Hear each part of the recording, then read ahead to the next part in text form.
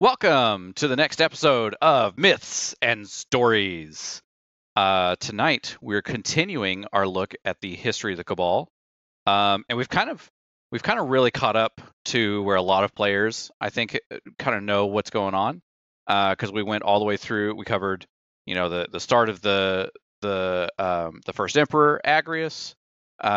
We covered the rise of Callus, the rise of Gaul, the overthrow of Callus, Gaul's the exile of Callus, Gaul's intro to our system, the craziness that happened with both those two things, D1's campaign, or not D1, D2's vanilla campaign, some of the little things that were happening in D1 that were kind of like little scout missions, and now and we covered opulence. I almost forgot opulence because that's insanely important.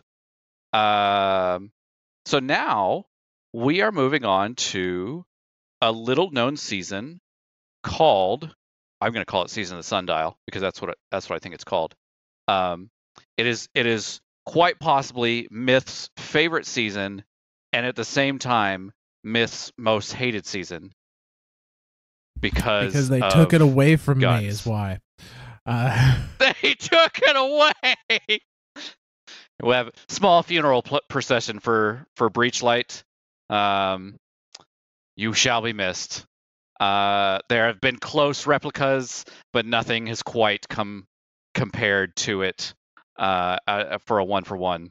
So I just want it back. Yeah.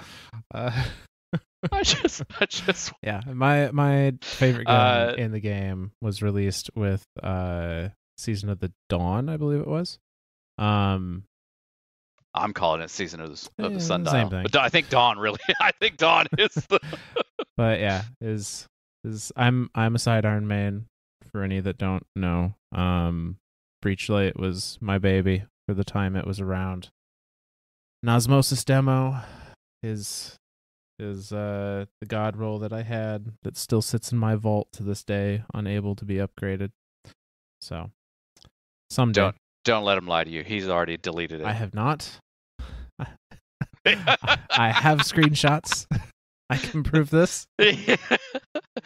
Well, and funny thing about the weapons from that time period, if you have any of them on you and you mouse over their power level, it says it's capped at like 1050, but then its current level is 1350 because they keep increase. Like if you anything that's in your inventory when the next power cap comes out, they increase everything to then. So for like the first like day of the new expansion, Breachlight is viable, and then you can't use it anymore. I can still use it in PvP, and I do from time to time.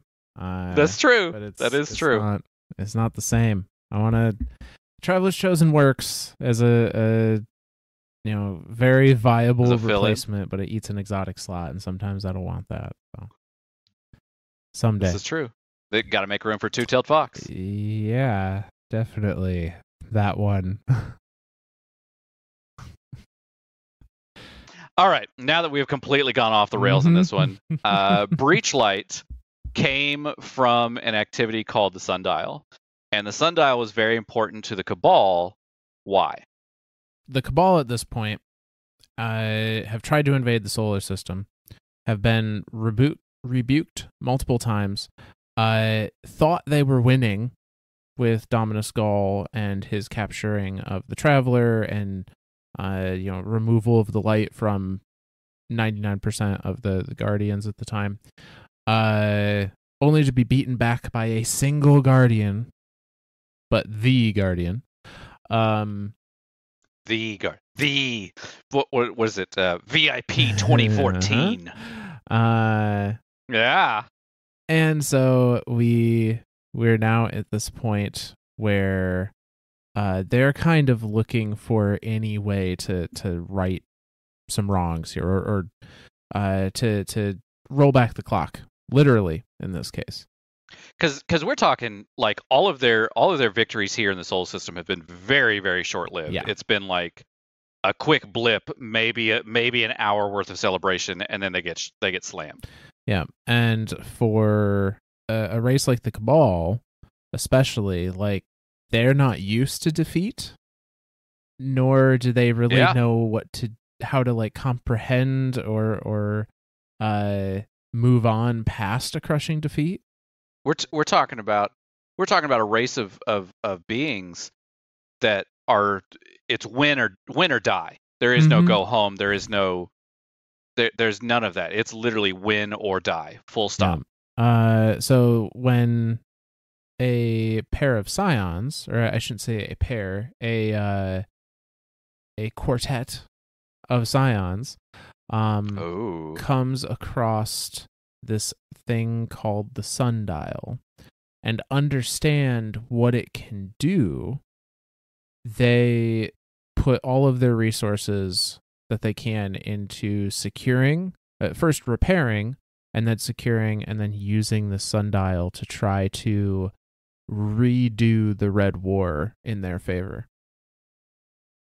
So let's start with the big question. What is the sundial? So the sundial is a device that was built by Osiris. But it's almost like a failed experiment, right? It didn't achieve its original goal that Osiris had built it for. It does allow one to traverse through time. However, Osiris was doing that for a very specific reason. Because at the end or during the Curse of Osiris DLC, we, the player guardian, discover a body within the Infinite Forest, and that is the body of Saint 14, who was Osiris's. I don't know if they ever directly say that they're lovers, but it's read between the lines and it's all over the place. I was going to say I'm going to refer to them as lovers. Yeah. If Bungie's not going to outright say it, I'm going to outright say it. Yeah, I think that it's very heavily implied to the point where it's canon. Yeah.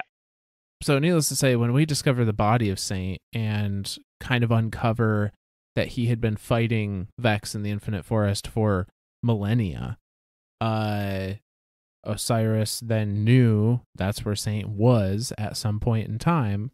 And so he created the sundial with the intention of controlling the Infinite Forest to peer into times where, in hopes that he would find a living saint and be able to pull him into our time or somehow assist him at that critical moment so that he would not, in fact, die. But he was never able to find him. I know. I totally just derailed us. Let me let me revert this train back. Okay, we're the Cabal, the sundial. Sundial is here. They want to fix the Red War. There's this group of sister scions that discover the sundial after Osiris has deemed it failed and has hidden it and given up on it. They understand what it can do and understand that if they can... I think the assumption for Season of the Dawn that we have to make is that somehow, some way, the sundial allows for true time travel. Because it's the only way it makes sense. Yep. Because we interact with Saint 14 as a young Saint 14 in the past, and we gift him the Perfect Paradox shotgun. That's right. Then he leaves Mercury with that shotgun, goes on to do Saint's other adventures and massacres, and then comes back to Mercury seeking Osiris after Osiris's exile, and then goes back into the Infinite Forest and ultimately is killed there. But nothing that he does outside of Mercury makes a lick of sense using the shotgun we gave him, unless we actually affected time in some way. I mean, that would be why it's called the Perfect Paradox, right? Like, we gifted it to him as a younger self, so he could have it to give the parts of it to give back to us after he was dead, so we could reassemble it to give it to his younger self. Like, that's the whole loop there. Like, and we run into the same issue with these Psion Sisters using the sundial. nothing they do in the Infinite Forest should have an effect on our reality outside the forest unless the sundial specifically gives them the ability to go back and make changes that affect all of reality, not just the simulation they're in. So could the Scion's psychic abilities play into any type of tomfuckery with the sundial to be able to do something like that? Could a Scion make a projection or a simulation a real thing? I mean, it's not impossible, but I feel like we're just making up superpowers at that point to try and explain something that should have a better explanation to begin with. I agree. I think you're right, though. I think we either have to operate with the thought of the sundial somehow allows actual time travel, or we just make some bullshit up. Yeah. Like I think the most logical thing to go with now then is that the sundial itself allows for actual time travel. Yeah. So I think we're gonna have to and Osiris doesn't like that. We're gonna have to assume that going forward, unless new evidence presents itself to some different way that this all works. But we keep talking about these Psion sisters, and I think it's worthwhile to actually dig into some of the lore surrounding these sisters, since they are the main antagonists of the Cabal during this season. I was fixing to ask, do we want to get the train back on the on the tracks over there? Okay. There, it's there. So most of the lore surrounding these sisters actually came to us via web lore. And these are lore, I don't know if books is the right word, long form lore entries that Bungie released on their social media, the Twitter, BungieNet, whatnot. I think that have since been archived in Ishtar Collective and the like. They're almost like mini comics, right? Well, they didn't have any visual component. They were They were purely just purely story. Yeah. Okay. Or text, yeah. But the first of the relevant ones for this is entitled Sisters, and it gives us a look into these sister Scions actually discovering the sundial and planning what they want to do with it. So it reads as such. The three sisters arrived on Mercury. They searched for the infinite forest, and through it, a path to their people's salvation, a simulated future where they were free from the Cabal. Instead, they found something else. Small disturbances, said oldest Oslect, the wise. Little currents in this timeline. Can you see them, sister? I can taste them, said second-born Tazarok, the hungriest. I can feel the edges. Third-born Nerul, the quietest, reached her hand out to test the air. As can I, said she, and something else. The source is disguised. The technology is human, but refined. Surprisingly so. Disable it, said Tazarok, who is impatient. It is leaking. I wish to see the leak. Nyrul fluttered her fingers across the sleeve of her suit. She worked for 1 day and 1 night, though the passage of time was hidden by Mercury's perpetual blinding light. All the while she could feel the restless impatience of her sisters. A strange device shimmered into existence around them. They looked up the length of an enormous golden spire. It whispers, said Tazarok. Then block your ears, said Oslect. Do you see the potential in this? Chaos, said Nerul. No, said Oslect, opportunity. See how it tugs at the fabric of our time? Can you see the seams? The seams were sewn tightly shut, but a skilled hand could find them. A skilled hand could rip every stitch. All 3 sisters could feel it. It will take time to activate, said Nerul. Someone has protected it from meddling. We will have time, said Oslicht. We will open the past and change the course of Gaul's fate. Anticipate his mistakes. Undercut his advisors. Why? Said Tezzerak. Because he could be swayed to our purposes, said Oslicht. He was a fool, but he could be puppeteered, led to a more advantageous downfall. But why not go back further, said Tezzerak. To dash the whelp's skull in the pit before he crawls out onto a throne. Risky, said Nerul, shaking her head.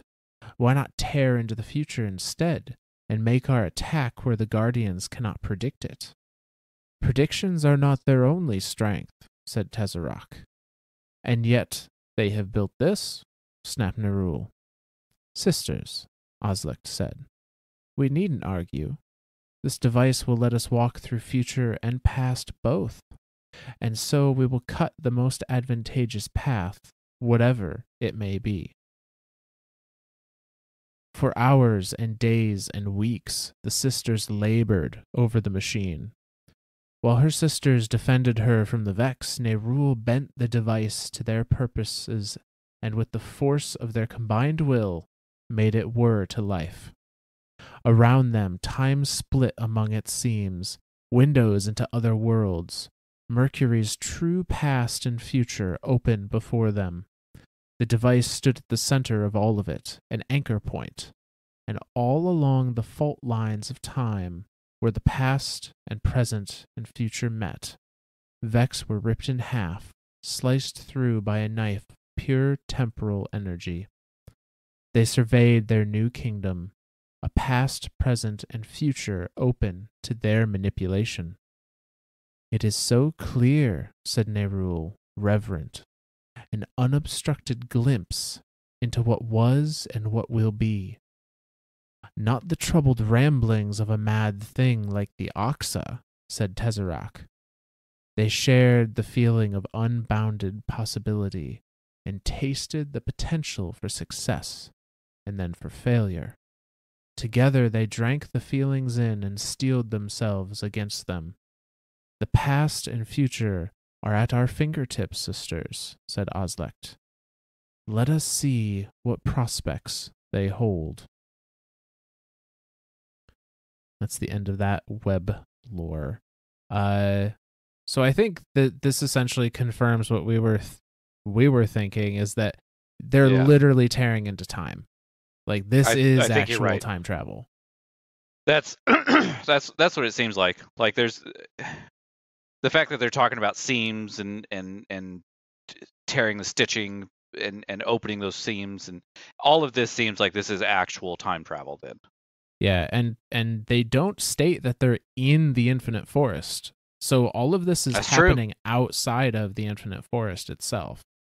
Well, and so here's a dumb question. When we do this, I know this is a hard one to ask because I can't remember myself. I'd have to go back and look at videos. When we did the sundial, did we go to the Infinite Forest? I don't rightly remember. That's kind of the problem, right? Like I don't feel like we ever. Yeah, I don't feel like we ever went through the gate of the Infinite Forest. It just kind of transmatted us into where the sundial was. I was trying to say. So if I remember, we started out on wherever the sundial was on Mercury, and there was some Cabal there, and we fought our way up to the center portion of it. Right, there was some Cabal, there was some Vex, some champions that were in that little first section, and then when we made it to the center section, that's when it like activated and whirred, and then it would open up a pathway to another section of it where we'd go through that section and fight either. I think it was always Cabal, wasn't it? Yeah, it was Cabal and Vex. Yeah, Cabal and Vex. Yep. So yeah. So I think you're right. The more I'm starting to think about this, I don't think that this had anything to do with the Infinite Forest. I think this is actual time travel then. I think so. I think this I is think this is a actual time device that travel. exists. I think that the sundial was a device that existed on Mercury outside of the Infinite Forest, just somewhere else on Mercury. Like whatever Osiris did to hide it away physically hid it from us, the Guardian, and quite possibly the Vanguard and all that stuff. Because I mean, Osiris had to have built this during his exile. No, actually. He built this after Curse of Osiris because he didn't know Saint's body was out there to be found until we had discovered it. Okay then. And he actually there's a discussion that he does have with the Vanguard in light of realizing that the Cabal have discovered the sundial and are actively using it. He has a meeting with the Vanguard and other important parties in the tower to let people know, like, yeah, I did a thing, and now it could be in our enemy's hands. Does he ever say that he screwed up though? Well, let's find out. So this is the Desperate Times web lore. So this is another released on social media lore card. Okay. That is that meeting. So it goes as such. Chronometric emissions cut across Mercury's surface, and radiolaria stemmed from fissures that erupted like open wounds in the machine's soil. White-blue streams of arc energy carved borders around a circular sector about 100 miles wide. Walls of chronometric flame tore through Vex spires that came tumbling down in halves and sheared minotaurs in two along the boundaries of the region. The Red Legion stood watch as these eruptions flared around every Cabal machine, structure, and soldier inside the sector. They showed no sign of panic as ethereal fire burned over the world and their Vex opponents. Instead, they waited, watched, and mobilized purposefully around the phenomenon. The circular shape that these walls cut were further segmented into 3 sections. Red Legion soldiers found themselves staring across the chronometric walls at each other from inside Mercury's past, present, and distant future. Under 3 different skies, 3 different suns, and on 3 different elevations of Mercury's gradually descending surface, the Red Legion went to work. Perhaps this time they would win the Red War. Somewhere deep inside the Vanguard halls in a secure meditation chamber, a trio of warlocks surrounded Osiris, 1 Praxic, 1 Thanatot, and 1 Vanguard. Did the Vex corrupt him? Anur wondered. My order just wants to know if he's real or some kind of Vex simulation. An echo, Harper said, paging through a datapad in his hands. You haven't left the forest in years, Ikora said to Osiris, the only one to address him directly. I need help, Osiris replied. I know, Ikora responded, hands clasped behind her back. She stared intently at her former mentor. Back in her Crucible days, that uncompromising gaze was often the last thing her opponents saw. Anor glanced sidelong at her superior. Harper coughed and looked down at his datapad. 2 years ago, Guardians entered the Infinite Forest, Osiris continued. They aided me in defeating the Axis Mind Panoptes, preventing a Vex apocalypse from befalling this system. In the process, he looked between each of them in turn. Some Guardians reported a body they found in the forest depths. Ikora sighed. Saint 14 never came back from that last mission to Mercury. We finally knew why. I reacted to it as the only way I knew how. By turning Mercury into a temporal weapon for the Cabal? Anor asked. You're awfully tranquil for a man who just doomed this system, Harper said. You should rethink your career in Thanautics, Warlock Harper, if death frightens you so, the exile replied. He nodded at Anor. I've made mistakes. I will continue to make them. The nature of my work requires it. We should lock you away, the Praxic replied, but there was no fire in it. There are others you've allowed to roam free. These are desperate times, Anor, Osiris said. I think you know that. Harper opened his mouth to ask a question, but Ikora cut him off. Give us a minute. Anor ducked her head, and Harper bristled, but both left without question. Alone with Osiris, Ikora said, The speaker was right to exile you. We all make our own choices, Osiris replied. Like the Vex gateway you built to the Undying Mind, a strategy like that is exactly what the machines would not expect, and you knew the Guardians would deliver. What's your point? You think like I do. You've done what I never could, found a way to coexist with the Vanguard while keeping their fool necks above the water, said Osiris. If you think you're helping your case, you're not. Time is broken on Mercury. I need help from our mutual friends. I know that. My Hidden have scouted your sundial. The Red Legion are loose in a time rift that's localized to the past, present, and future of Mercury. She took a step closer to him, shoulders tense. If we don't contain it, it's not going to stay that way for long. The rift will expand across the system.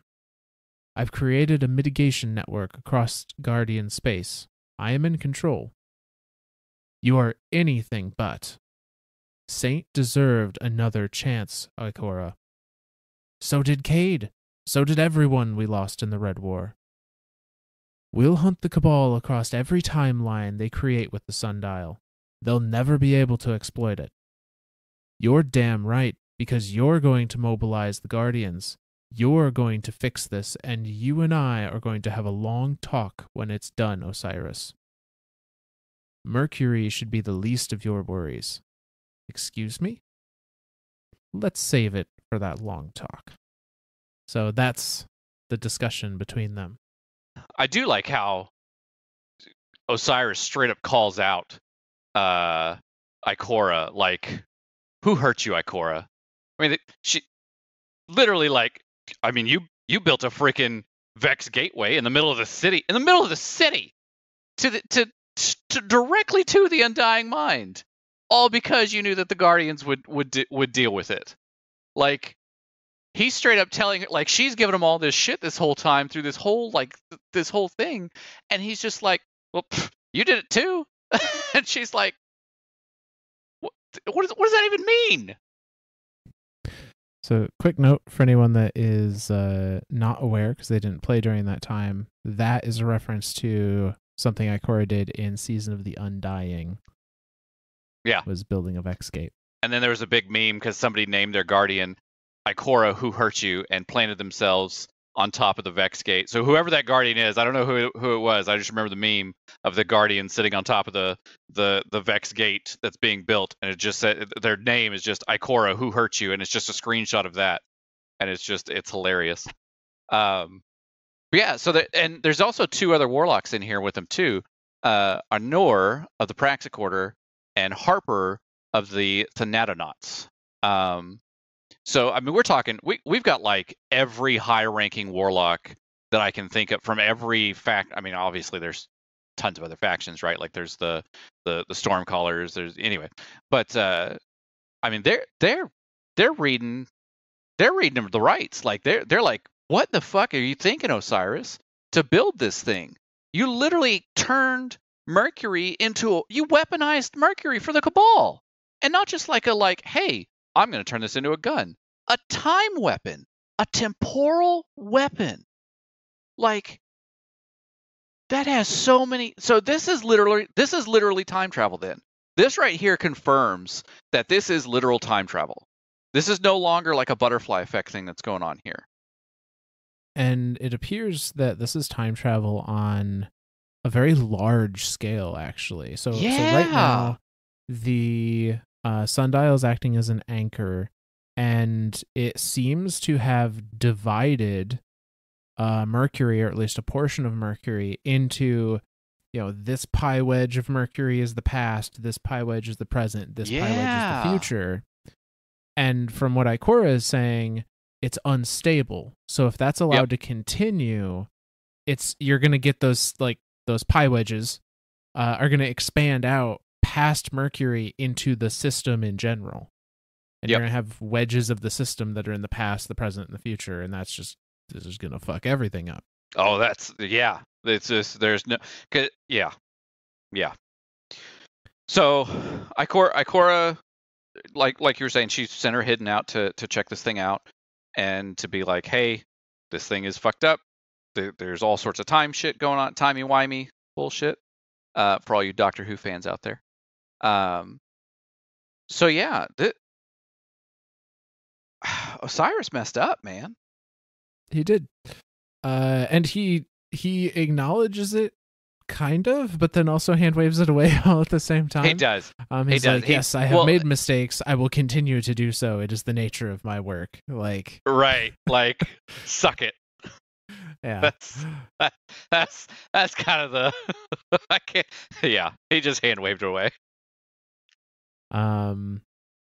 But it kind of addresses why, Ikora says what we had talked about before, like, well, why did they bring Saint back? Why not Cade? Why not anyone else that was lost in the Red War? And I think this is strictly selfish. Yes, and I think it's because it's, for now, it's localized in Mercury. And so I think that's the other part of it. You can't go to the reef and save Cade because it hasn't extended out that far yet. Right. But if by the time it does get that far, like, we're screwed. Shit's gonna be fucked. Yeah. I mean, you're talking like the Earth is gonna be split in between past, present, and future. Oh my God. Could you imagine that? Like, that would be wild. We're walking around the last city and there's like Golden Age guys sitting next to us, and Clovis Bray is like, what the fuck is it, dude? Yeah. That would be pretty Osiris cool. Osiris fucked up. And selfish. He's completely selfish in why he did it. He straight up says 2 years ago the Guardians found a body. He's talking directly about the events of Curse of Osiris. The Guardian found a body. We know exactly whose it is. I'm going to bring him back. Like, that's. Mm-hmm. But I mean, that's Osiris, right? Like, he is the pompous know-it-all warlock, right? Like, that's like that's his nature. Yeah, that's his thing. God, that seems kind of sad now to see the state that he's in. Like, that like just kind of drives home the current state that Osiris is in right now, right? Like, that's just like, ouch, that really hits to see the life. I say lifeless, but lightless and lifeless husk of Osiris, of what he is now. Now, anyway, got a little touching there for a little bit. A little touch and go with the tears. We're good. So the Cabal have access to this thing, and through this meeting, they're like, shut it down. Yeah, and they come to the conclusion that, like, we got to send in the Guardians. VIP 2014 to the rescue. Because at this point in Season of the Undying, we had already proven that we are fully capable of going through a Vex portal and eliminating a threat in every timeline that exists, just via sheer numbers. And they're like, well, that worked once, so it'll work again. Because this was the season directly after Undying, right? Like, right. So Undying happened with all the Vex pouring in on the moon, and then Ikora built the whole thing and was like, oh, go deal with that one. And the whole reason why we killed the Undying Mind was because we sent millions of Guardians through millions of simulations, through millions of timelines to kill the Undying Mind. Which, I guess that's kind of a paradox in itself, right? Like, if it's called the Undying Mind and we killed it, is it just called the Dying Mind now? Like, is that... It's called the Dead Mind, is what it's called. The Dead Mind. Yeah, that's what it is. So the Guardians are mobilized against these Scions and the Cabal in general that the Scions are controlling. And we come face to face with different boss battles each week during the season between Oslicht, Tazarok, and Nirul. I'm assuming the first one. So Tezrock to me would be the Arc one, because of like Tesla and Tesseract and like arciness. Let's see here. Oh, okay, I'm gonna stop. Because you're just I'm gonna not explain sure them all. which one was which. Oh, you're not gonna explain them all. Well, damn it. But they were themed. You know, one was right. Void, one was Solar, one was Arc, or at least those were the abilities they used against us. But I do not have which one was which because it doesn't really matter to the story. Well, I know it doesn't matter to the story, but as far as like them using, were they using light? No, not any more so than, you know, a Vex with a Void shield. Gotcha. I think some of it's just because video game, you know? Right. Like I didn't know if there was any type of like lore implications or any type of like serious things going on, like, hey, these scions have access to the light and they're using light abilities. But I mean, I guess like it could have been like trap light or it could have just been because video game. Well, and Void, Solar, and Arc are not created by light. We're just given control over them by the light. That's right. You know, that's right. Those energies still exist. And even if the light didn't exist, able to be used in different ways. It's just we can manipulate them with the light. Right. But okay. But in their defeat, the three sisters. Spoiler alerts: we killed all three of them. Yeah. Come to a conclusion that they're gonna do one last ditch effort because there's no other way that they can prevail at this point because the Guardians have just beaten them back at every other turn. And they do something called a joining, which I don't think we've seen any other Scion do. And there's a web lore for this as well. Okay. So this one reads: the three oldest sisters, Oslicht, Tazarek, and Nirul, gathered around Amtek, the youngest. They spoke in harmonizing tones, each voice the pluck of a different string on the same instrument. You know our purpose, said Oslicht. This crumbled timeline will let us right the wrongs of Gaul the Abdicted, said Tazarok, and thus see our people reborn, said Nirul, loosed from our fetters. I know your purpose, said Amtek, who is the most beloved. She trembled in their massive presence. The three oldest sisters had begun the process of joining, known only to them through ancient texts of the mind, never accomplished in recent memory. It was a permanent meta-concert, an unbreakable bond of self-disillusion. Already their minds had begun to merge, and Amtek could see them being drawn closer, as if by some magnetic force in their bones. Then you know, said Oslicht, the consequences of our failure, said Nirul. Amtek nodded. Her eyes darted from sister to sister, now both more foreign and more familiar, as each sister was each other sister somehow combined. Together we are stronger, said Tazarok, than any threat that may challenge us, said Oslicht. But should we fail, unlikely though it is, said Tazarok, you must succeed where we could not, said Oslicht, and so you will join with us. In mind, said Nirul, but not in body, said Tazarok. Already Amtek could feel the power of their minds, their mind, settle against the edges of her own like a heavy, flat stone. And so our failure, said Nizrul, will be your failure, said Oslicht, and our revenge, said Tazarok, will be your revenge, said Oslicht. Amtek had hoped, since the beginning, to join her sisters in mind and body on the battlefield of time. She had thought today they would ask, but she knew that if she felt it too keenly, they would taste her disappointment, and she craved their love. I understand, she said, and she vowed to see that any threat that would harm her sisters would be annihilated so thoroughly that it would be wiped from living memory. Thus ends that lore entry. This is kind of freaky. Yeah, so these scions are merging, essentially, in both physically as well as their consciousness are all merging into one thing, except for this fourth sister, Amtek, who they say, we're going to share our mind with you, but you will not become part of the body. Seems like she's kind of jealous for that, too. Like, she's like... Yeah. No, absolutely. She's like, well, that wants fucking to blows. She wants to be, with them out fighting on the battlefield, and they're telling her, no, stay behind. You're our backup plan, essentially. Yeah. So, needless to say, we kill the merged sisters at the end of the season. Spoiler alert. They did.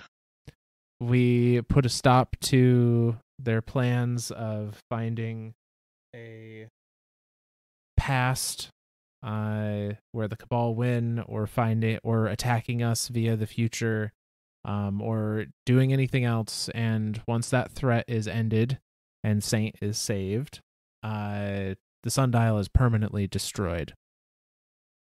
Oh. And thus, Breachlight falls to the hands of times. And thus, Breachlight was sunset, and the world lost a mighty thing. No. But there's... Oh my god. There's because we only defeated the merged sisters, Nirul, Azalect, and Tezzerak, Amtek is still out there at the end of the season, and doesn't take long to try and enact her revenge. And how she does that is she rigs the Almighty, which is still, as we explained before, still floating in orbit, I guess is correct, next to the sun. I was going to say, kind of between Mercury and the sun, because isn't it like taking chunks of Mercury to help like power it? But then when we went and disabled it in the Red during the Red War, like it just stopped gathering chunks, basically. Right. We powered it off, but we couldn't destroy it because it was tied it's set to the sun. Yeah. Amtek supposedly undoes that tethering to the sun. Because in order video game.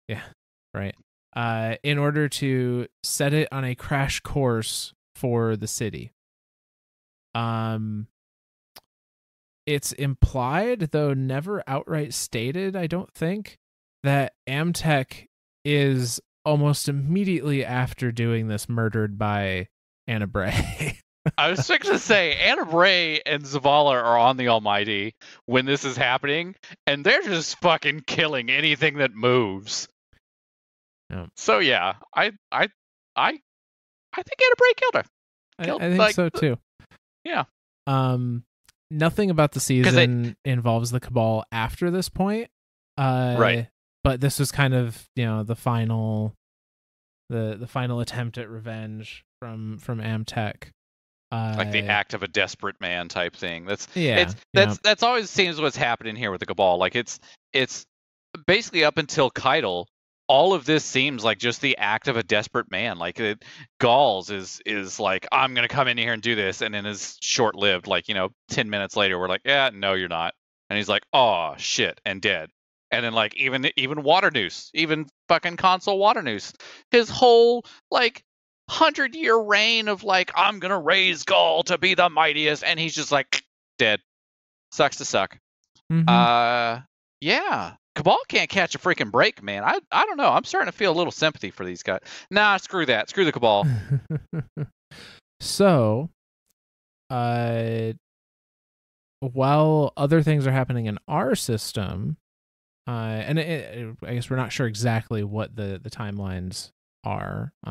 Sure. What's happening in our system while things are happening at the Cabal's homeworld, but it is somewhere between Season of the Dawn and Beyond Light, essentially, or Season of the Chosen. Yeah. That we have the fall of Torobatl, the Cabal homeworld. So back on the Cabal homeworld, Caiatl has assumed leadership of the Cabal and been crowned Empress, because there's no one left to lead. There's literally no one left. Everyone else is either in the Sol System dead or exiled as a clone or whatever they are on Callus's Leviathan. Yeah, so all that left was Caiatl, and she was the rightful heir, at least by Callus's bloodline. I was going to say, is she actual? This isn't just like a surrogate daughter type thing, or like a adopted daughter. This is actual Callus's daughter. Yeah, or at least he refers to her as such, as his daughter. Okay. There's never any further explanation there. Okay. So I wonder who her mom was. That's a good question. Maybe we'll find out someday. Nah, she's probably dead. Probably died in a random Cabal pit of something. I don't know. I mean, that seems to happen to Cabal quite regularly. It does. Some Guardian just came and snuffed him out. Like, screw that lady. Like, didn't even know her name. Just screw that lady and killed her. Yeah, I don't know. Probably. So Caiatl has assumed leadership of the Cabal. However, yes. The constant losses of the Cabal in the Sol System, losing the Red Legion, which, remember, was their world-stomping army up till this Never point. lost a battle. Never lost a battle up till this one. So that's a crippling blow for their military might and for their cultural might in general. Absolutely. This drives Caiatl's teacher, Arath, who we talked about before, I think in our first or second episode, to decide that the Cabal need to find new avenues to power.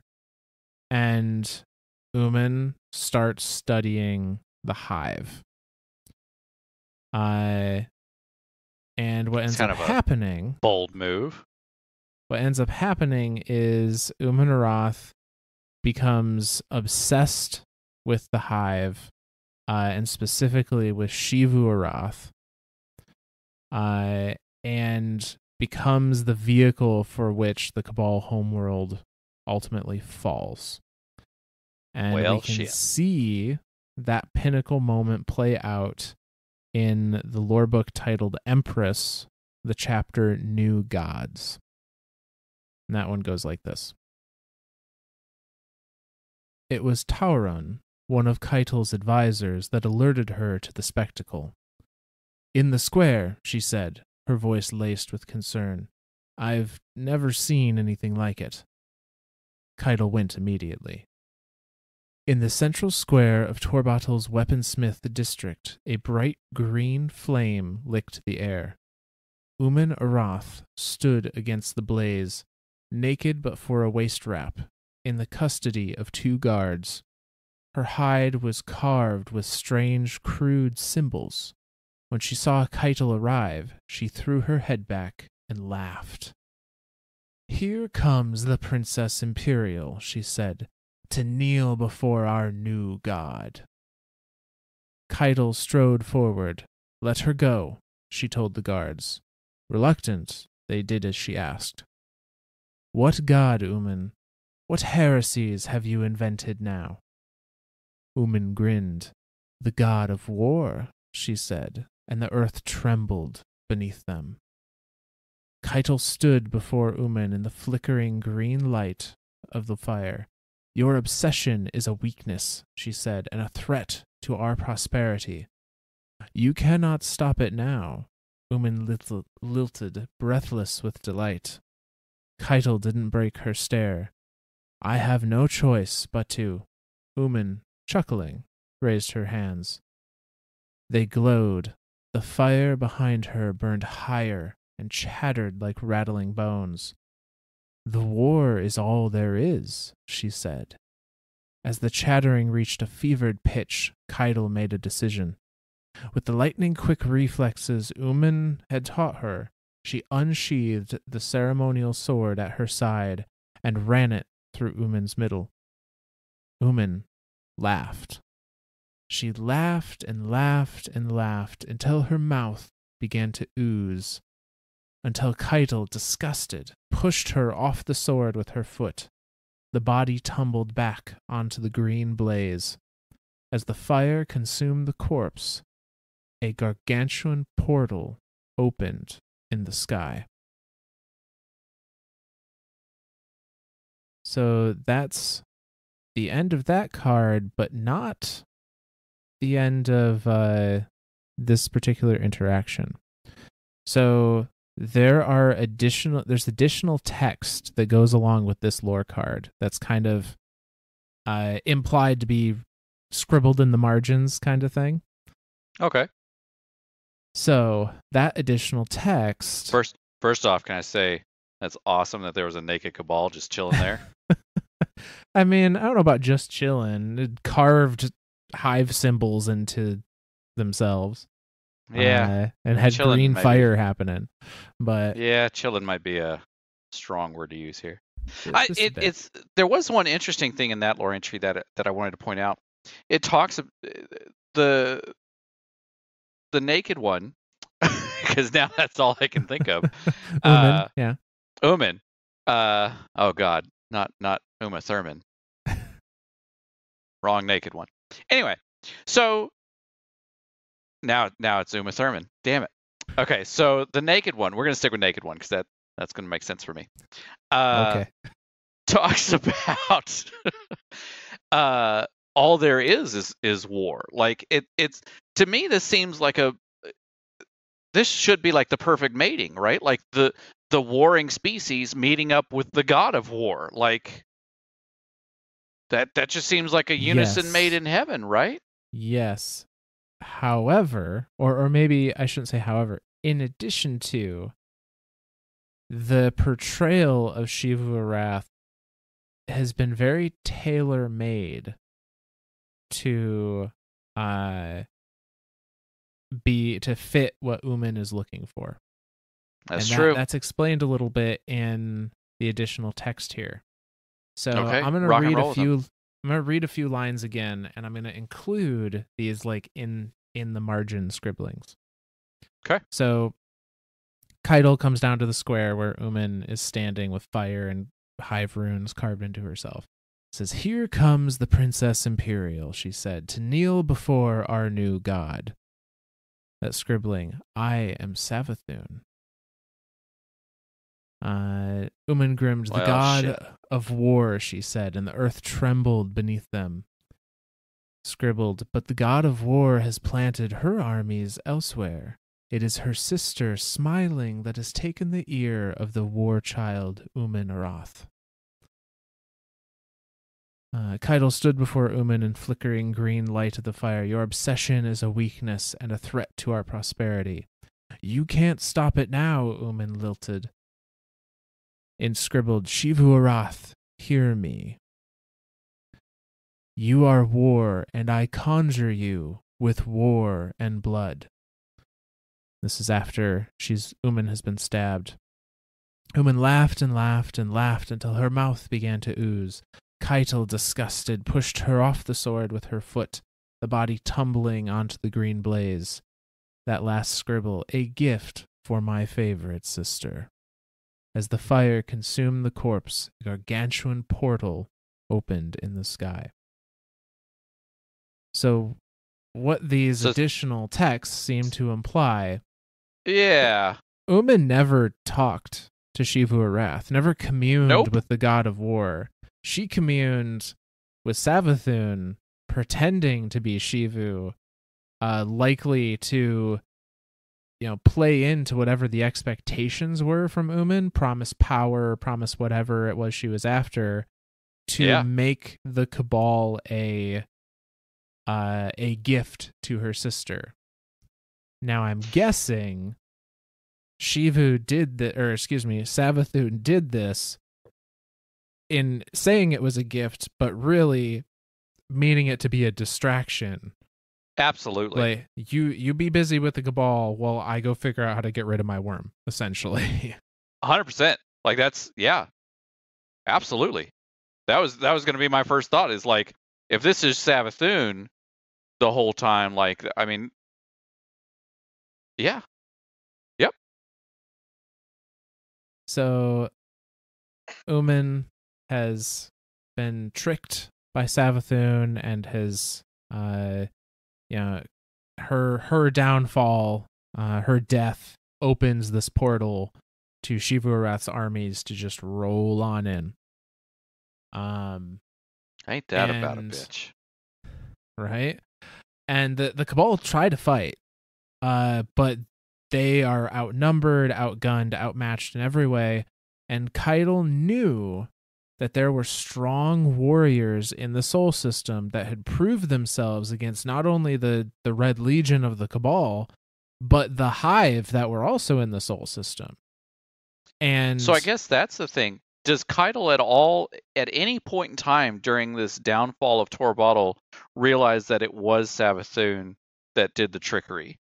Or to her, is it all just Xivu-Arath and naked Uma Thurman?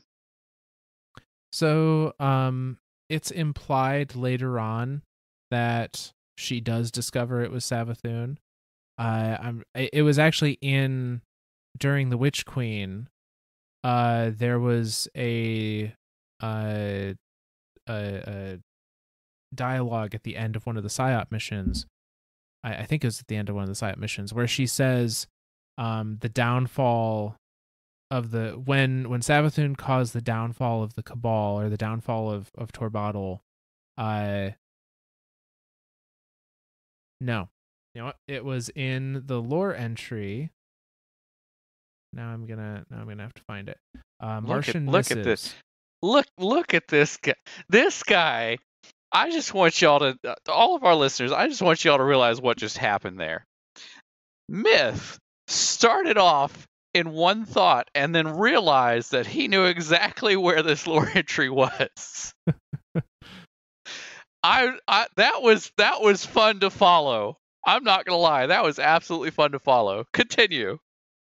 Yeah, so the lore entry where Caiatl talks about this, I guess is up for debate, because this is from Martian Missives, which, as we learned when we read them a ways back, were tampered with by Savathun. That some of these were false messages. But in the Martian Missive titled Caiatl 1, she says, when Savathun brought Xivu-Arath to my doorstep, she did so wearing the mask of a trusted advisor. Right. Now, is that Savathun pretending to be Caiatl? Because clearly Savathun would know what happened. Damn it. Or is that was that an actual dialogue from Caiatl that Savathun has then twisted to hold another message within that missive? Unclear. But the one thing we do know for sure is that Caiatl absolutely blames Xivu-Arath for for bringing the armies and raising their planet, essentially. Yeah, absolutely. Whether Savathun is to blame for her being there, Xivu still did it. It's. I still think that's odd that like the warring species. I mean, the Cabal they are the warring species. Everything about them is war and conquer and death and or not death, war and conquer, basically. How did they not just like become really like besties with Xivu-Arath? Like I can picture like Xivu and the Cabal just like holding hands in a blazing field of death, just frolicking and like da da da da playing over the loudspeakers, right? Like, well, there's a few things to remember. The first of which, Xivu is not interested in subjugation. Xivu is interested in either you live or I live. Done. Now, is it strictly you live or I live, or is she just interested in the moment of the war? Like, the battle is all that matters. It doesn't matter who wins or loses. The battle itself is the prize. Well, and say Sivu I see as the most primal interpretation of sword logic. To Sure. her, like, she wants to constantly be fighting. She wants to constantly be in battle, absolutely. She thinks, via the sword logic, that she is going to be the one that always continues existing, but if something is strong enough to stop her, that it then, via sword logic, had more of a right to exist than she did. Okay, I like that. If anything, I could see Sivu looking at the Cabal, looking at their warring nature, and go, this will be a good competitor. I must test myself against this to see if sword logic will hold true. Yeah, no, absolutely. Absolutely.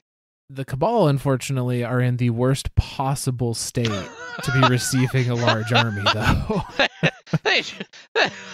Yeah. And yeah. So Caiatl makes this decision as Empress. She sees her homeworld, crumbling, her armies being defeated, and she has to make the decision of, do I do what the Cabal have always done and not retreat and push ever forward and break ourselves against the rocks of the hive, knowing that we will end because of it, that we will go extinct?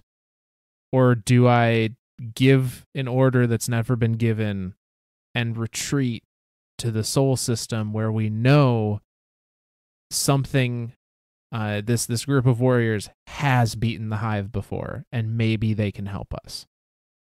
In the immortal words of 50 Cent, or die trying. So I had to work that in there somewhere. Of course. That's the Cabal way. So Caiatl makes the decision to give the order to retreat, which is that's big deal for Cabal. I was trying to say that's like the biggest, like, this is what I see as a true regime changeover. For her to give that order and the Cabal that willingly follow it to follow that order, like, this is a full this is a new era in Cabal history, I think, and this is truly uncharted territory for the Cabal. Yep. And so she packs up every man, woman, child into whatever is left of the Cabal's fleet, and they abandon Torobatl and head to the Soul System, in hopes that they can strike a bargain with the Guardians to assist them in killing the hive, because they know the Guardians are the only things out there that have proven they can do it.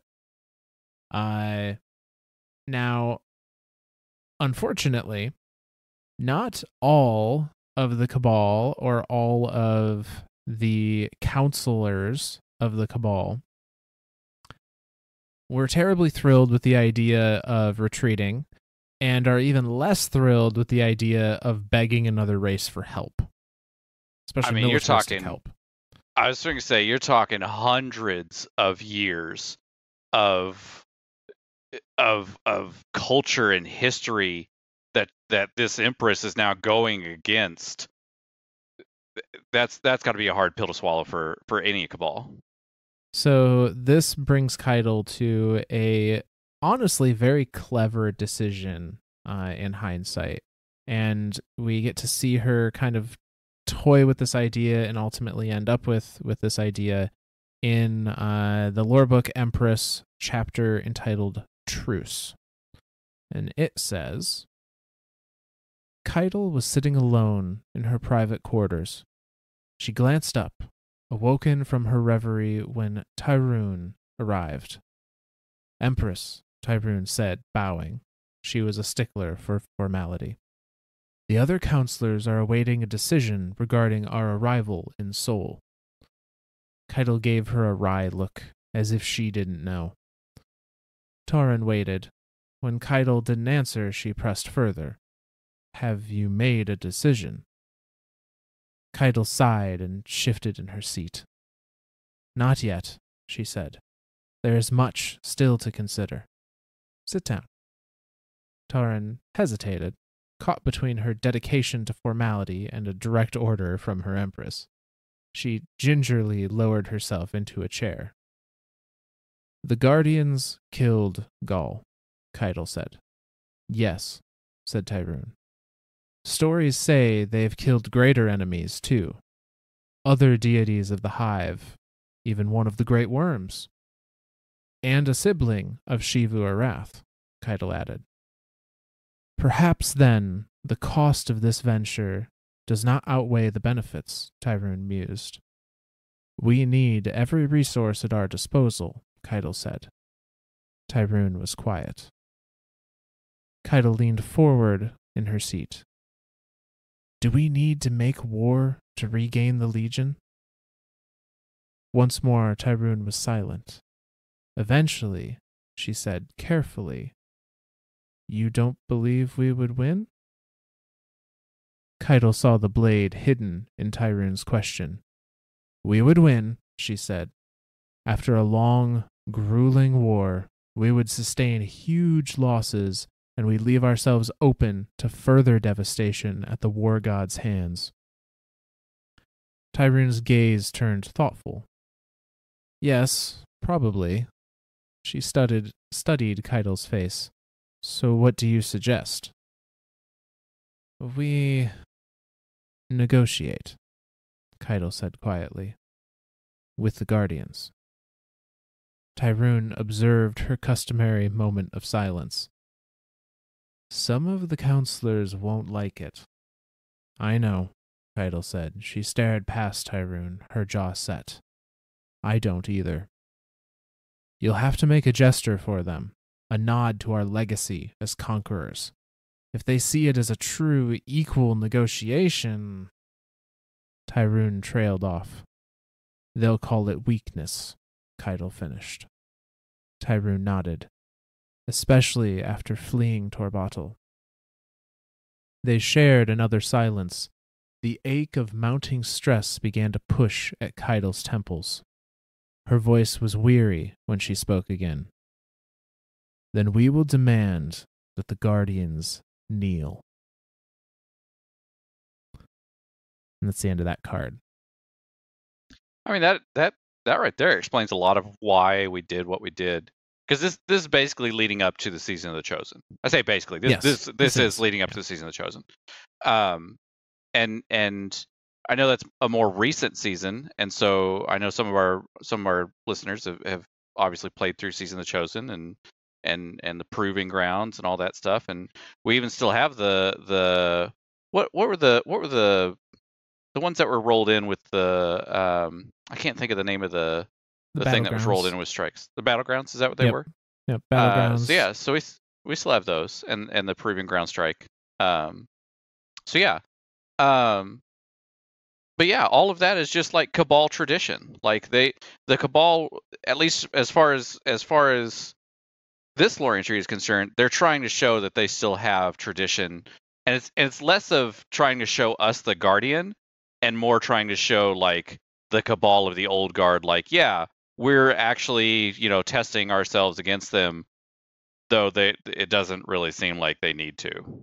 Well, and I think what a lot of this is she's playing politics with these counselors. Absolutely. Tyrune seems to be implying that the counselors have the power to maybe dethrone her if they want to. Right. So she's having to appease them, and they're saying, like, counselors won't like it if you come to these Guardians and try to do a true equal to equal negotiation. They will only be accepting of you trying to negotiate with the Guardians if it's with the intention of us retaining our legacy as conquerors. Yep. And my interpretation of that is that Caiatl never wanted to tell Zavala, kneel to us, the city will become part of the Cabal Empire. I don't think she did. Saw that as the only way to not cause more internal strife within the Cabal, while at the same time maybe getting the support of the Guardians still. Yeah. That's kind of, I mean, that really does set up a lot of the reasons why we did what we did in the Chosen. Like, I mean, the whole proving grounds, right? Like, I guess here's a question. Do we want to go through all of Season of the Chosen, or? I think it's probably worthwhile to touch on at least the main portions. We don't need to go in like excruciating detail. Super in depth. Okay. Yeah. These were the names of these Cabal commanders in this. Right. Battleground. But just the events themselves. But general themes. So this meeting is either happening on the way to the Soul System, or I'm assuming on the way to the Soul System, or already at the Soul System. And so now we're at Season of the Chosen, where the very first scene is the very famous kneel, and Zavala looks at her. No. It's just like, what? And so like that sets up the whole thing of, okay, well, if you're not going to kneel, you need to prove yourself.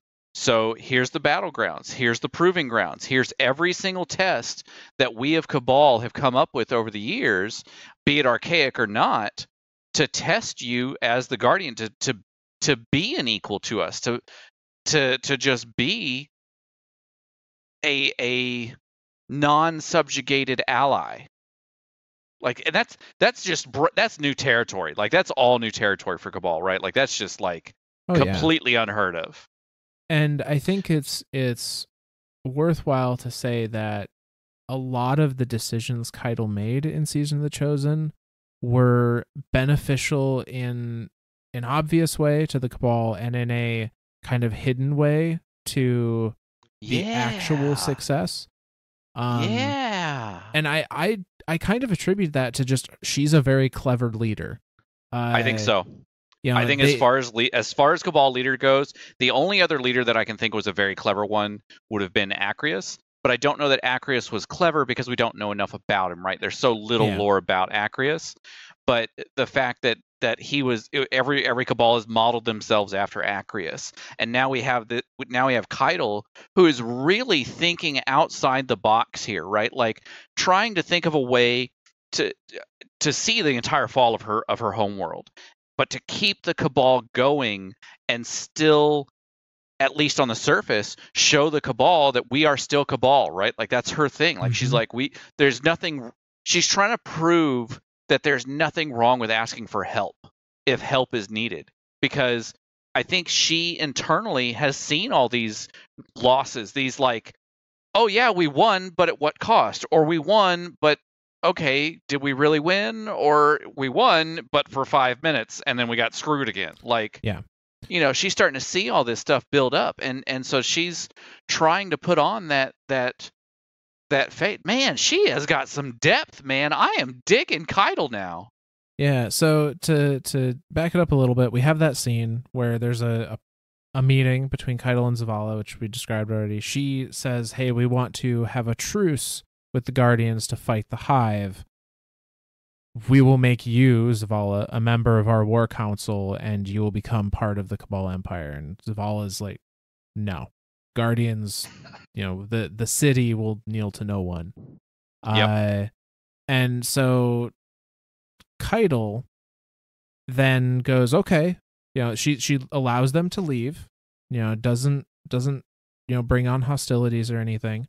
She allows Zavala to leave, and instead now starts this thing called the Proving, which is based on an old Cabal tradition that we talked about in the first episode, of proving your strength above other Cabal, competing with other Cabal to prove your strength. And she's saying, whoever can prove themselves with this ancient rite will be a member of my war council. Be it Guardian or Cabal or anything, like whoever proves themselves. Yeah, now she doesn't outright state that, but it's implied that like being a Cabal of the Cabal race is not a prerequisite for competing in this. Yeah.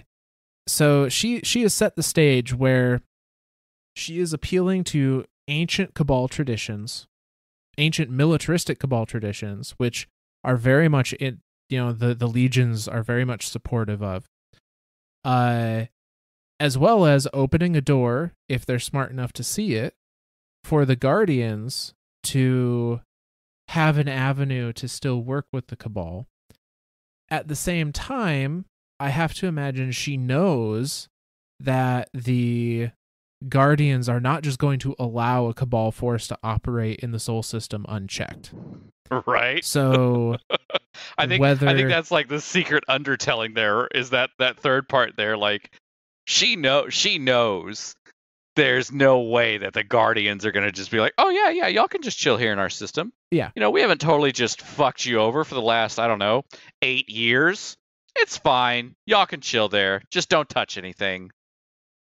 Yeah, so no, she's not. She's using this proving as appeasing the Cabal legions, as giving a indirect avenue for the Guardians to have an equal seat at the table.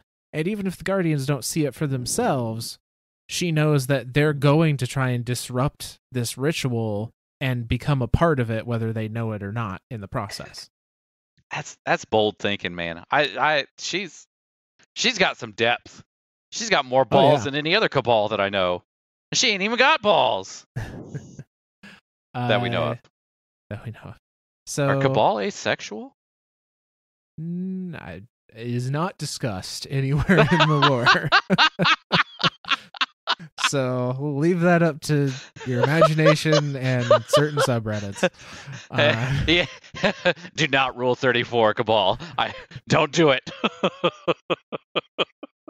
So needless to say, we do exactly what she thinks we're gonna do, and that is we disrupt these rituals, and by doing so, prove ourselves worthy of being a member of her war council. And this all culminates in the final confrontation with the Proving Ground strike, which is kind of Caiatl, we've proven ourselves strong enough that we can challenge her directly. Ish, via champions, Yep. And so Caiatl chooses her champion to represent her, and Zavala chooses us, our player guardian, to represent the Vanguard, and we have this strike against the champion and all of the Cabal standing between the champion and our guardian. And by defeating that chosen champion, we have now won the ability to dictate what happens to the Empress and all of the Empress's subjects. And this is a gamble on her part that I can see one of two things happening here. Or I think she may have truly thought that with enough time and blood, the Cabal could have won against the Guardians if they needed to. Oh, sure. And I say that because when you do the Proving Ground strike and you defeat the champion, she sounds actually surprised that we won. Now, whether that's her feigning surprise is, another thing. Right. But it sounds in her voice like she truly wasn't expecting us to be victorious in that. But we were. Yeah. And Zavala, having the ability to just say, yep, all your shit is ours now, decides instead to have a true armistice with the Cabal and put an end to the hostilities between the city and Caiatl's Imperial Legion specifically. Any of the splinter factions, the Red Legion that didn't join her, or the loyalists of Callus that are still out there, or people that just haven't picked a side, they're still free game. But yep, Caiatl's Cabal are off the table. And throughout this season, we've also been discovering that there are scions within the Cabal Legion, within Caiatl's Imperial Legion, that have been developing a weapon in secret that can block the light from a guardian and render them and their ghost able to be killed for a final death. Boom. A miniaturized version, essentially, of the giant net that Gaul put around the Traveler to cut off the Traveler's light to the Guardians. They shoot a ghost with it, and that Guardian's now separated from their ghost, and they can die. At the time that we discover this info, we think that the Cabal are planning to use anti-light weaponry against the Guardians kind of en masse. It's kind of implied, they're trying to develop this stuff so that they have a weapon to use against us, so that they can truly go to war against the Guardians. Or so we thought. Or so we thought. Bum. So after we beat the proving grounds and have, proven that we have the right to demand this armistice, there is a meeting between Zavala and Caiatl to perform the the ceremony that finalizes this armistice between the two. And Zavala is shot by this anti-light weapon, or more specifically, Zavala's ghost is shot with this anti-light net by a rogue scion. Such an awesome scene that whole scene is, right? Like, Mm-hmm. there, Zavala's there. Up until this point, a masked crow has been assigned to Zavala as his personal bodyguard because there was an attempt on his life in the city, and Uldren was almost seen, but Uldren took out the other one, the crow. Uldren's dead. And Caiatl's got the gilded knife, right? She's like, let our blood be the last blood spilt here, and to like finalize it. And then so she grabs the blade of it and literally just squeezes the blood out of her hand and hands the blade over to this other scion. Scion gets about halfway across the ritual chamber, the ritual area, to hand it to Zavala for him to do the same. And that's when this other scion in the rafters takes aim and like bloop, doesn't kill the ghost, but encapsulates it, which then separates Zavala. And then the scion that is holding the blade grabs the handle of it, like, because he's holding it all ceremoniously, right? Like just both hands out. Like he literally takes one hand, grabs the blade, and starts to charge Zavala, and then Crow knocks him down, and then Caiatl comes over and literally just picks this scion up by the head and like snaps its neck and just fucking guts it, and everyone, it's like one of those famous like movie scenes where like every gun points at every person in the room. Like every gun from every Cabal, every gun that's every, like, Zavala's ready to fucking gun up, everyone's ready to just lock and load. But it seems like this was just a single shot from the guy in the rafters, because he doesn't have any follow-up. No, like, he pieces out as soon as he sees that it's not going his way. That this shit ain't going to happen. And Caiatl, very clearly by offering assistance, but also afterwards is like, I did not order this. This is, outside.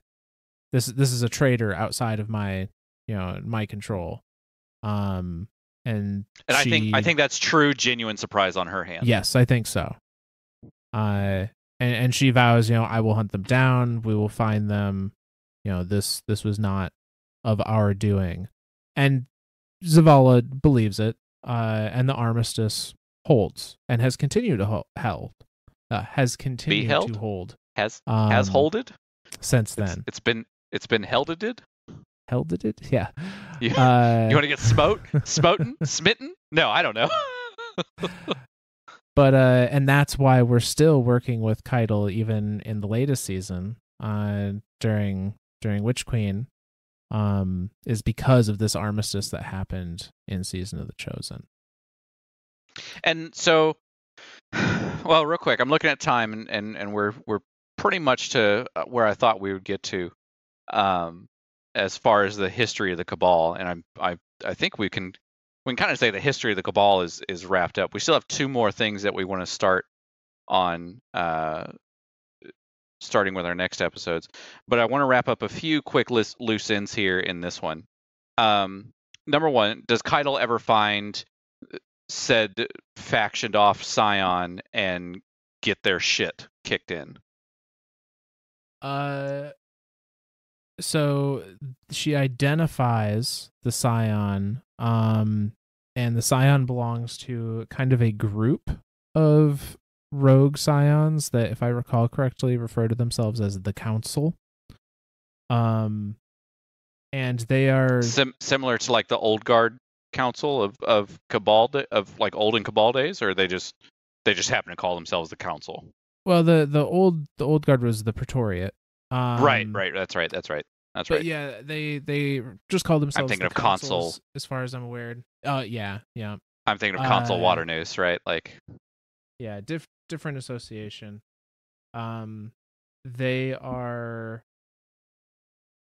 They're trying to, through any means necessary, get true total freedom for the Psions.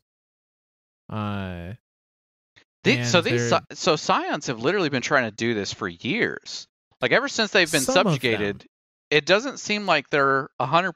I mean, with anyone who would be subjugated by another species or another race or another whatever, there's not going to be 100% just, oh yeah, lay down our arms. Yep, you're in charge now.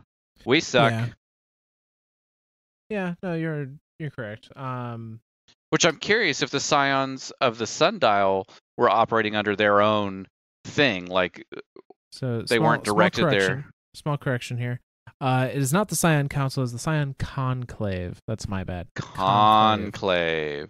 But all yes, right. The Psions of the Sundial, I think, are of the Conclave.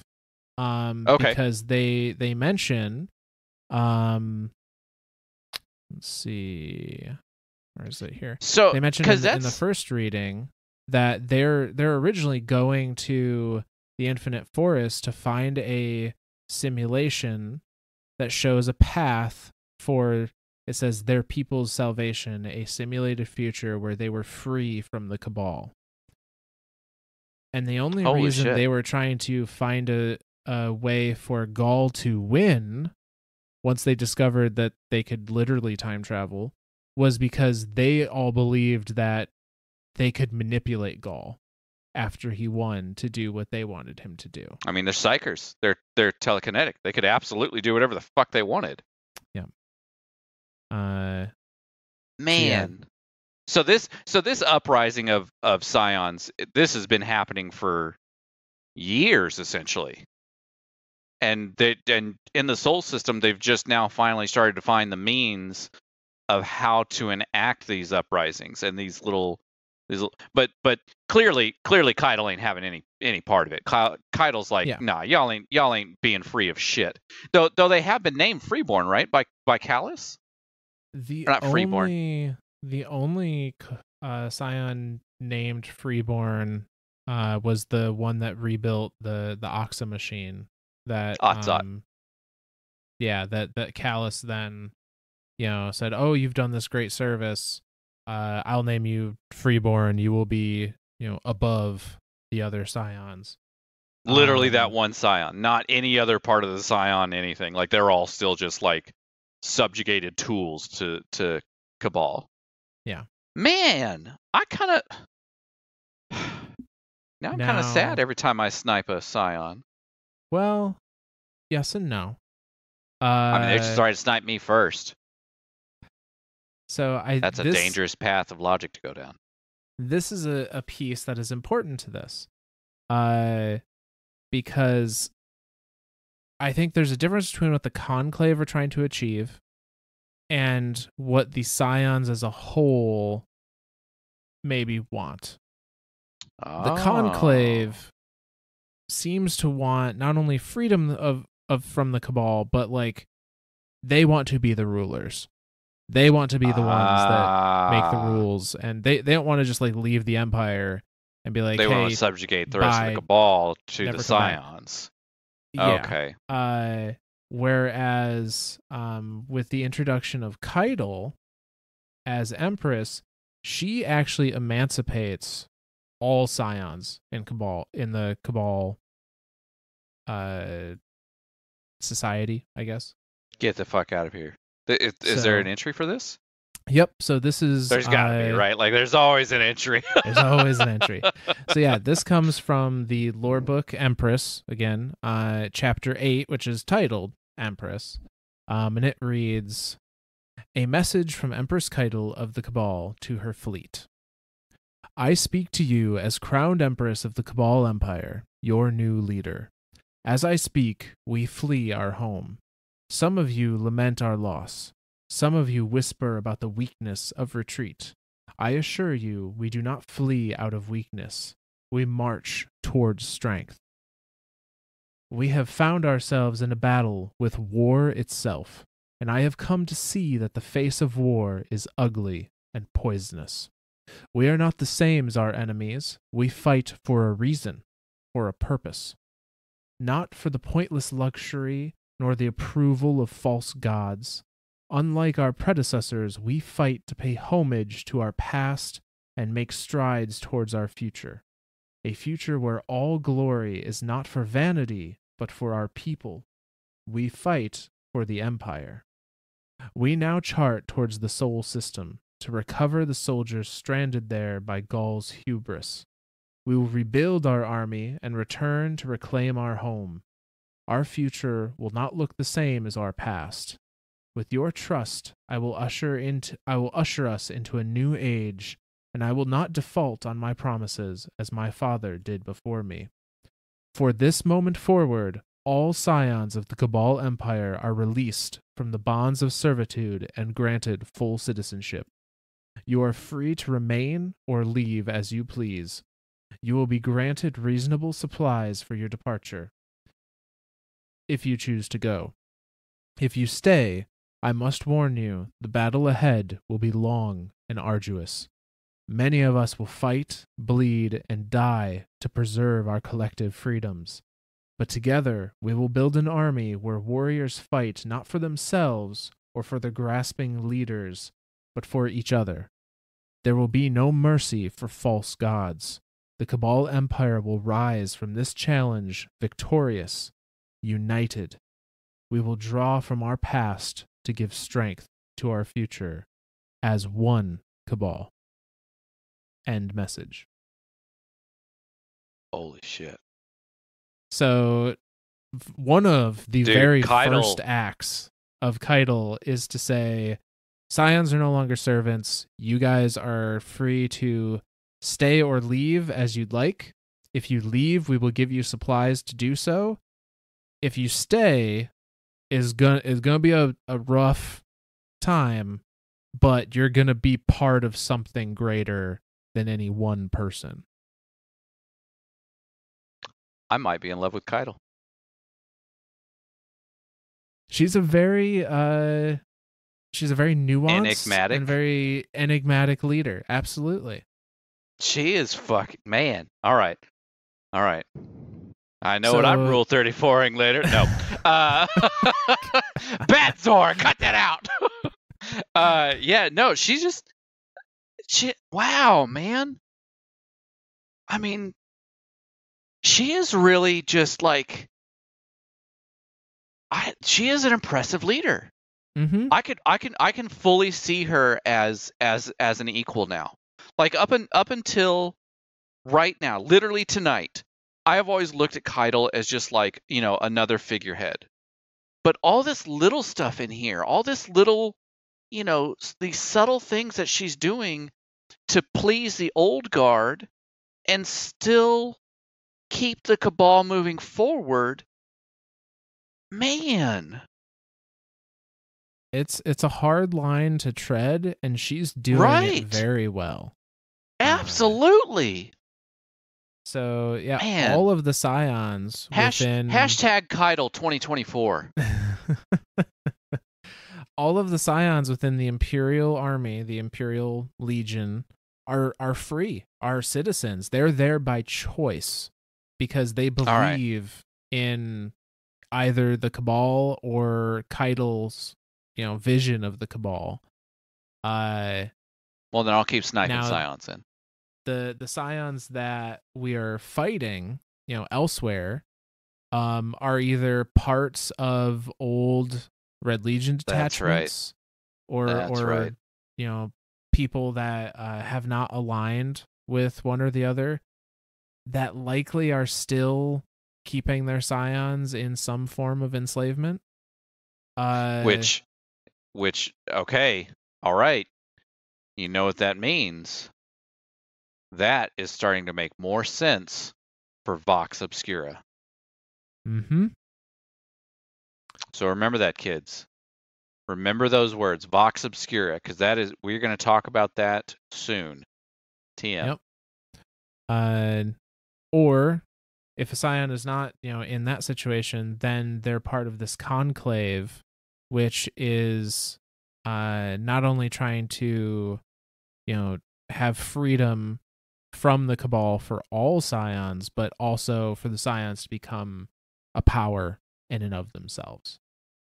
As a subjugator, so is this like the subjugatee has now wanting to become the subjugator? I don't know if it's ever explicitly stated that they want to get revenge on the Cabal per se. Right. I guess that's the thing. Is it like that, or are they just trying to be like an equal? Like they are truly trying to be like a seat on the War Council in quotation marks, so to speak, right? And I don't think that's it either. I think they, their goal may not be I think their goal started as we want freedom from the Cabal. We want to be able to leave and do our own thing and form our own society. And Caiatl's just freely granted that now. Right, and it is morphed into, the only freedom we have is the one that we've been granted by the Cabal, that they were so graciously gifted to us. Yeah. It doesn't prove our power. We need to show that we are a force to be reckoned with, not just accept their charity. That's kind of the vibe I get. That makes more sense. Absolutely. I like that take on it. I really do. I think that's yeah. Look yeah. No, absolutely, because it's from their point of view, it's like, "Oh, yeah, cool, great. The subjugators just said, "Oh, we're free. We've enslaved you for hundreds of thousands of years. Oh, everything's forgiven. It's all free." Newsflash, this shit don't work like that. Yeah, and let's not pretend # American history.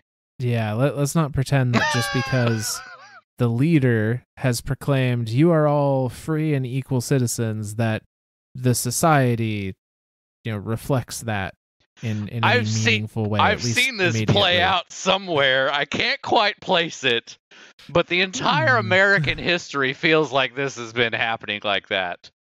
So yeah, maybe shit doesn't just change overnight. But Caiatl's trying, and she, I think, truly believes in this, more, in this grander future for the Cabal, where they've learned from their mistakes, and are stronger for it. And we're kind of along for the ride now to see if that's where they end up, and if we help them get there. So I'm gonna I guess end on two questions then, which I think I already asked one. So maybe it'll be three questions. I don't know. Whatever. We stop counting. Do you think we'll ever see a Cabal or a Scion specific faction?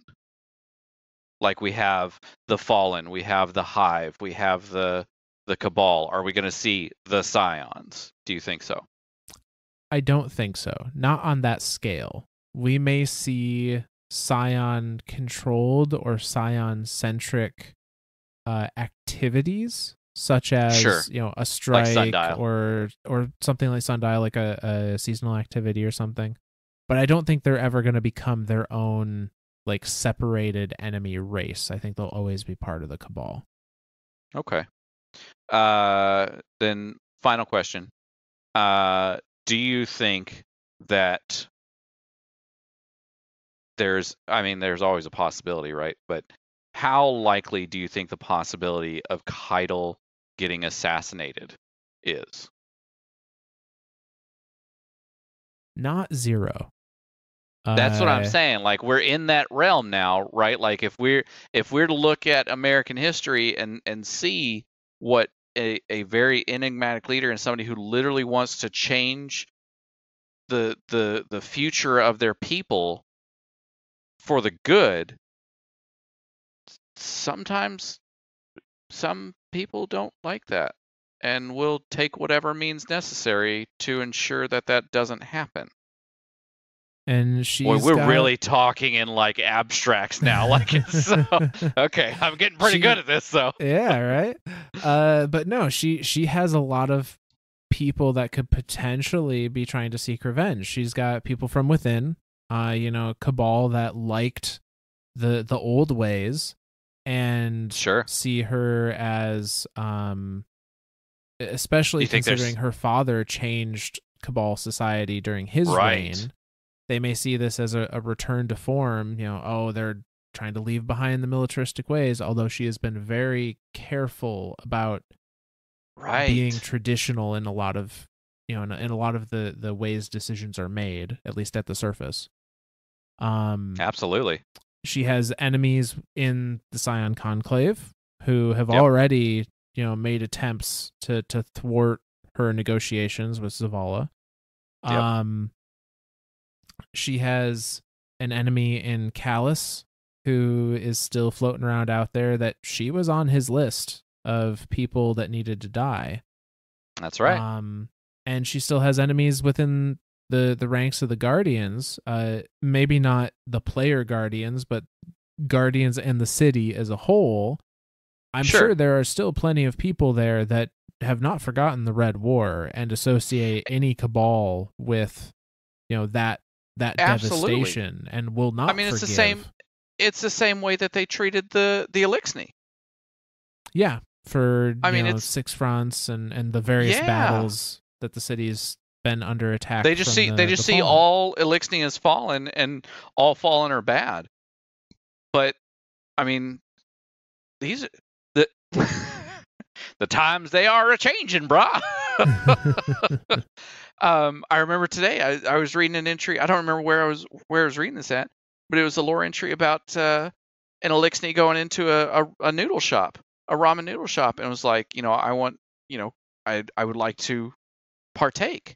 And everyone is like, this is just the weirdest thing for everyone. I think it's Chroma Rush. I think Chroma Rush was the lore entry that this was on, and everyone around was like, what the hell is happening? What is going? Like, everyone's freezing. Everyone's like, what is going on? And the owner just like almost like subconsciously just accepts it. And even it's described as the owner's like muscle memory takes over, and he just starts asking, well, how spicy you want it? Okay, starts mixing it up, and how much meat you want it? All right, well, here you go.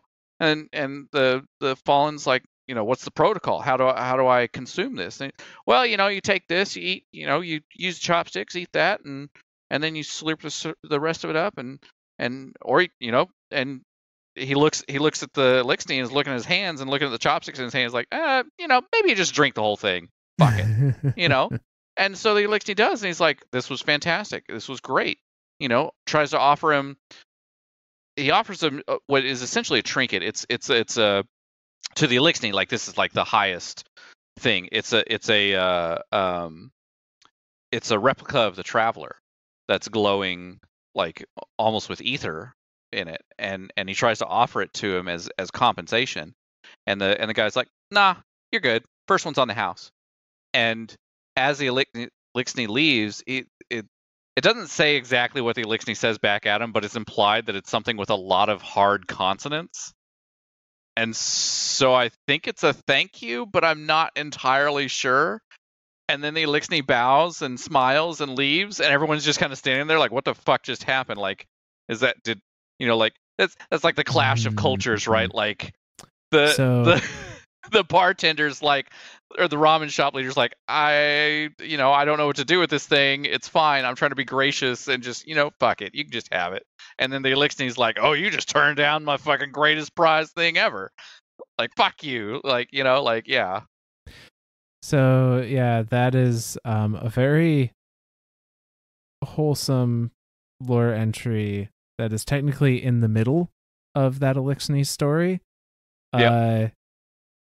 That explains what some of what they said to the restaurant owner, as well as what happens afterwards. I was going to say, what happens afterwards is even worse. Like, I'm just going to say, maybe stop there. Maybe let that be the end of that story. We'll just leave that one as the end of that story. We'll cover that story eventually, because there's a lot of lore from Season of the Splicer that is very. We may have to do we've done the history. We're just gonna have a history of everything at some point. We're gonna have to. We're gonna have to. We covered the Hive with Books of Sorrow. We have now covered the Cabal. I know what our next big project is, Myth.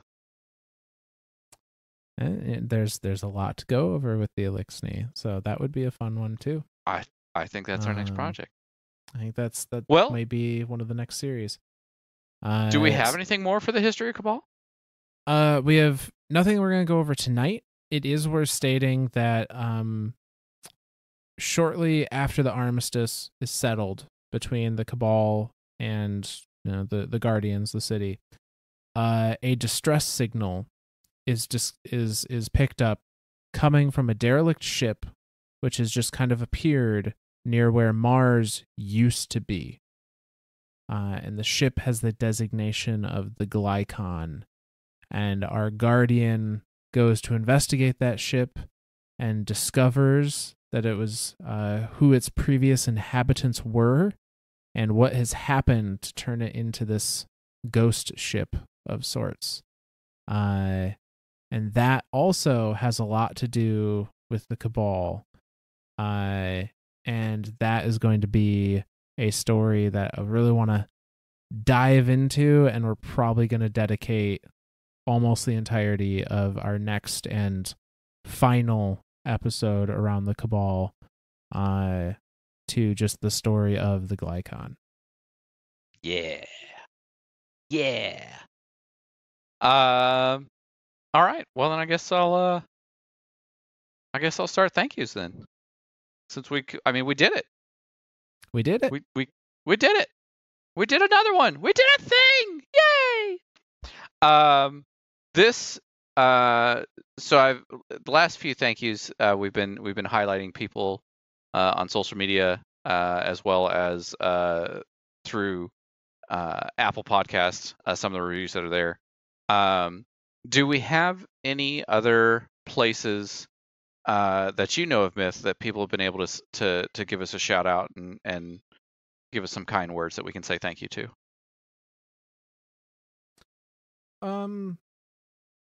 So we do have other places. Primarily it's going to be our Podbean page has the ability to leave comments if you're so inclined. Unfortunately, Spotify does not have reviews or comments as an option for us at the moment, because you have to hit a certain amount of engagement essentially before you can before you have access to that. But for the most part, I think probably Twitter is the easiest place to leave something if you're looking to communicate or leave feedback or whatnot. Yeah. And for anyone that doesn't already know, our Twitter handle is @MythsAndStories with a Z, spelt the same way the title of the show is. Like ZTORIES. Yep. I tried to explain this to somebody today, or the one of our newer followers, and he thought it was a Z at the end of stories, and then he thought it was a Z at the end of myths. Oh, yeah. And I was like, oh, no. Z, it's stories, because it's a play on our names, because he's Mythborn and I'm Ztorialis. So it's Myths and Stories. Yeah, anyway. A comment that actually was left for us on our Twitter by one Nico Angelino, who says, all caught up. A fantastic podcast. Glad I found you guys. Excited for earlier episodes. Powered through the Books of Sorrow on a trip from Ohio to Virginia and back. 10 out of 10 podcast and lore explanation. So, thank you, Nico. Yeah. That stuff always it hits you right in the feels good. Makes you us feel smile. like we're doing things that Yay. that people are enjoying. So we will continue to do so. Okay. Well, if we don't have any other new places that people have left comments to say thank you or anything to, I'm going to do a special thank you tonight, and that is to every member of our clan. To I guess he's not Big Scotty anymore, is he? He's just Scotty now, isn't he? In Destiny, at least. He changed his name? Okay. So Big Scotty, Tian Italiano, Keyston, Eclipse 75, Mythborn, of course, Poppy So Strong, Seraphim 13, Ray with a bunch of numbers and stuff. I think it's 1978, 1125. Don't ask me how I know that date. I just know I'm 99% sure that's what the rest of his thing is. Alpha Shepherd. Cannot forget Alpha Shepherd. Yeah. Stinky Lee. I almost forgot. Our friend in another time zone. Slysmic Striker. Almost forgot Slysmic there. All you guys. I have been in kind of these weird moods lately, and I know that they've been kind of dragging on everyone in the group, and I just want to say thank you to all of you for sticking with me and putting up with me, because I know I can be a shit sometimes, and I promise to do better. That's a sincere thank you and a sincere promise on both sides. So yeah. Myth, got anything? That's it from me. Alrighty. Sweet. Well, from all of us lore nerds to all of you guardians out there, we'll see you next week.